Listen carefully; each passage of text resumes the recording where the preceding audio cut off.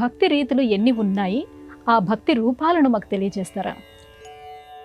భక్తి చాలా పెద్ద శబ్దం. భజ సేవాయాం, సేవ చేయడమే భక్తి. సా కస్మైచిత్ పర ప్రేమ రూప అనేటటువంటి నిర్వచనాన్ని భక్తి అన్న శబ్దానికి నారద భక్తి సూత్రములు అనే గ్రంథం వివరిస్తుంది.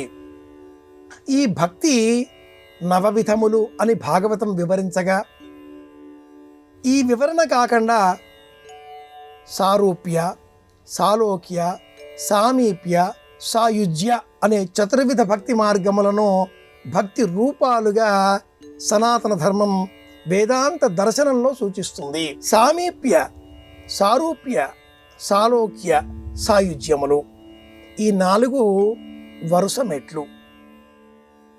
స్వామితో పోల్చుకొని ఆ రూపాన్ని మనం స్వీకరించడం,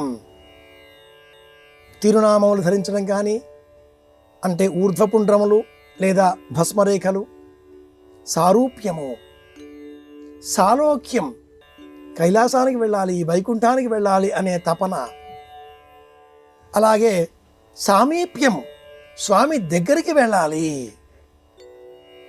ఆలోచన, సాయుజ్యము, లీనం కావడం.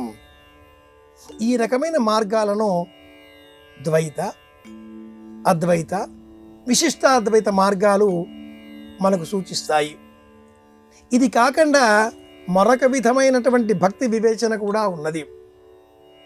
నవవిధ భక్తి మార్గములతో కాకుండా, నవవిధ భక్తి మార్గములు అంటే శ్రవణం, కీర్తనం, విష్ణోస్మరణం, పాదసేవనం, వందనం, అర్చనం, దాస్యం, సఖ్యం, ఆత్మనివేదనం. ఈ విధమైన నవవిధ భక్తి మార్గముల విభజన కాకుండా ముగ్ధ భక్తి, ముగ్ధ 8 సంవత్సరాల లోపల ఉండేటటువంటి బాలబాలికలలో ఉండేటటువంటి స్నిగ్ధ హృదయం, అది ముగ్ధతత్వం. మంచి చెడులు తెలవకపోవడం, చెప్పింది నమ్మేయడం.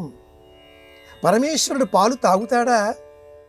గ్లాసు పాలు పెట్టి నైవేద్యంగా అర్పించి మీరు త్రాగితే నాకు బయట వేరే ఆడుకోవాలి అనేటటువంటి భక్తి భావన, ముగ్ధ భక్తి, ఇది ఒకటి. ఇది కాకుండా శృంగార భక్తి, ప్రణయ భక్తి అంటారు. రాధా మాధవ తత్వం ఈ వర్గీకరణ కింద మనం గమనిస్తూ ఉంటాం.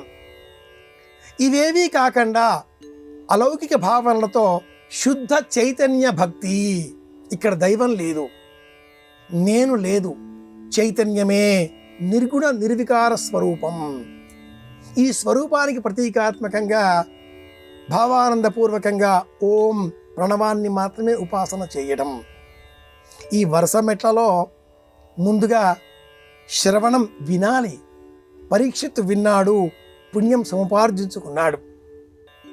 సారూప్యంగా, సాలోక్యంగా, సామీప్యంగా, చివరకు 4వది అయినటువంటి సాయుజ్యాన్ని పొందగలిగాడు.